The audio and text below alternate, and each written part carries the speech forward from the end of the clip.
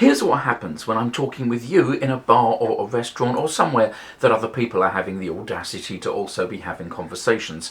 You hear a hubbub, I think that's the clinical term, a hubbub, but your brain sees someone talking in front of you, someone that you're looking at, someone that's the closest to you, and your brain thinks, well, you probably want to hear them the most, and it pushes them to the top of the sound mix.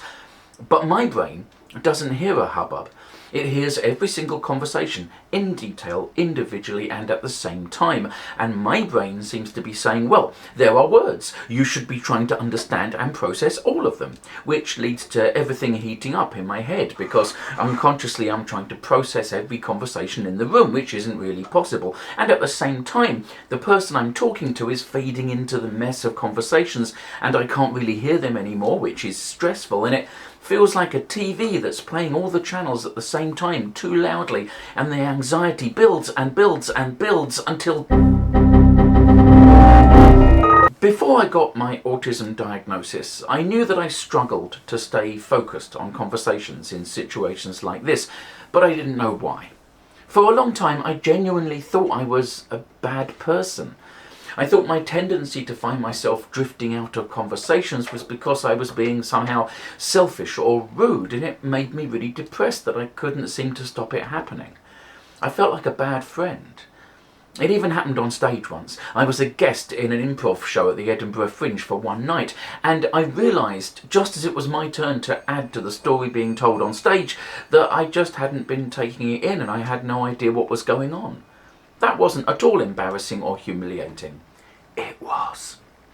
Then, for a while, I thought I had some kind of hearing problem. I figured that my failure to hear the person I'm talking to over background noise was probably because I was going deaf. This was a fun and not at all scary time. But once I got my diagnosis and started learning about the multitudinous complexities of neurodiversity, what was really happening fell into place. Sensory overload, baby! Auditory processing disorder. Pew, pew, pew! Pew?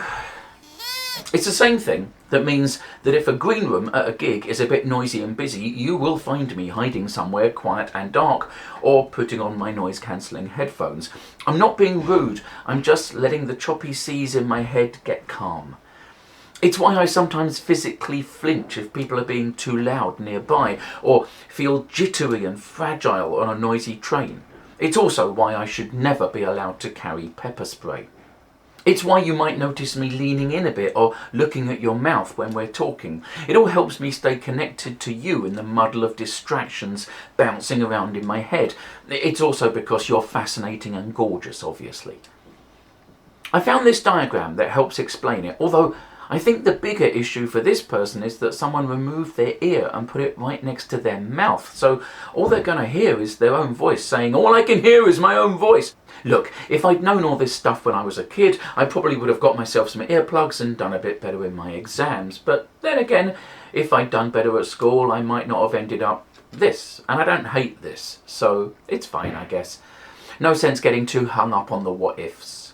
But maybe talking about some of the odd little specifics of autism is useful for people who might recognise them, either in themselves or other people. Understanding each other is always good, right?